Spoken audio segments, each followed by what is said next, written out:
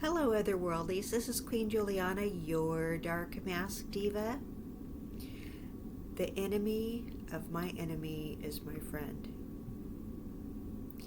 Have you ever seen situations where people don't have anything in common, but they get together and they gossip about one certain person because they all don't like that certain person? Alright, I'm not telling you to gossip. Because here's the thing, if you get together and you gossip, that person's going to talk about you when you leave the room. I've learned the hard way. I've been around people who gossiped about somebody that I didn't necessarily like or whatever, and then they gossiped about me once I left the room or was out of the room or whatever. People who gossip, they will gossip about whoever's out of the room. They want to make somebody else look bad so that they could look good. So, whatever you do,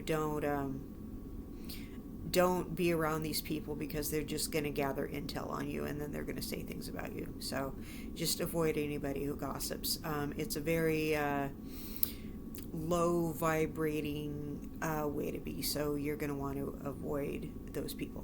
Okay, so that said, the reason the enemy of my enemy is a friend is because you don't want to be friends with somebody who is a friend of your enemy. Alright, because that person is like a double agent. Okay, that person is, knows a lot about you and the enemy, and they could turn on one of you, okay, and meanwhile they have a bunch of information on both of you, okay, and they could spill the tea, and they could decide that they're your enemy, and then all of a sudden they're telling your enemy all of your business. Okay, so you certainly don't want that, and I mean not just gossip about you, but I mean just tell them all kinds of information that can be seriously harmful. So you don't want that. If that person already doesn't like them, you have a comrade in arms, right? So also, if somebody doesn't like the same people or the same things, here's somebody who is going to avoid the same people and the same things. They're going to give you tips on how to avoid the same people and the same things. All right, I'll give you an example. Okay, so when I was a kid, my bullies, everybody had bullies when they were a kid. And if you didn't have a bully, at least one, I don't think you're being very honest, okay? My bullies when I was a kid were adults. They weren't really other kids. My bullies were adults. So if I meet another person whose bullies were adults, I'm probably going to bond with them, okay? They had a common enemy, right? So they will tell me their bullies were adults. We probably have something in common. If you had adult bullies when you were a kid, you probably have something in common with me. There's probably something about us that irritated their demons, right? We probably have something in common. People who have the same kind of bullies usually have something in common. Okay. Depending on what kind of person you are, probably dictates what kind of bullies you had. You know, if you really think about it.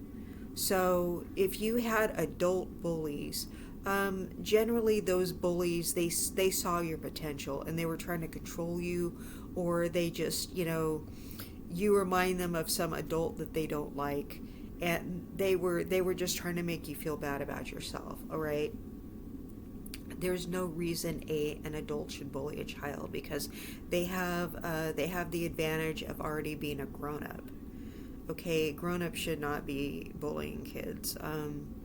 There's no excuse for an adult bullying a child.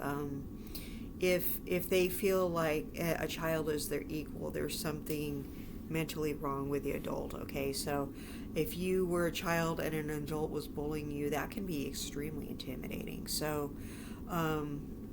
it does something to you. It's kind of freaks you out, you know. So if I talk to another person who was bullied as a child by an adult, I'm probably going to bond with them and be friends with them, and we have this common enemy, and maybe, you know, maybe a fear of older people, and maybe a fear of getting older yourself, and maybe a fear like you're going to be young forever. Like, I kind of feel like I'm going to be young forever, and that might be a good thing. And maybe it's because I was bullied by adults when I was a child. Like, maybe I feel like I'm going to be young forever because I was bullied by adults. I don't feel like, you know, ever growing up, right? Because, you know, adults are bad. So I'm going to bond with these people who were bullied maybe by their teachers. Were teachers your first bully? Okay, I'm probably going to be your friend. So we had a common enemy. Is there something you don't like? If it's the same things I don't like, we're probably going to be friends. Why? Because we're going to go move heaven and earth to avoid those things. So if you want to tell somebody how to make friends fast, all right, that's how to make friends fast. And I know you're going, this is really toxic advice, this is terrible advice, but it's probably the easiest way to make friends. It's probably the quickest way. It's probably one of the most manipulative ways to make friends. But I'm just telling you, that's the way to do it. You can make a friend, and they could be the opposite of you. A lot of people say opposites attract. You meet somebody who is the absolute opposite of you, and they help you grow as a person. And that's you know, good for personal development. So I'm not saying it's bad to find people who are opposite of you. In fact, that's perfectly, you know, fine, and that's probably really good for you. But if you want to find people who are going to like you, find people who have things in common with you. And that's just sensible advice. So find people who have the same enemies and the same dislikes. So that is my practical advice.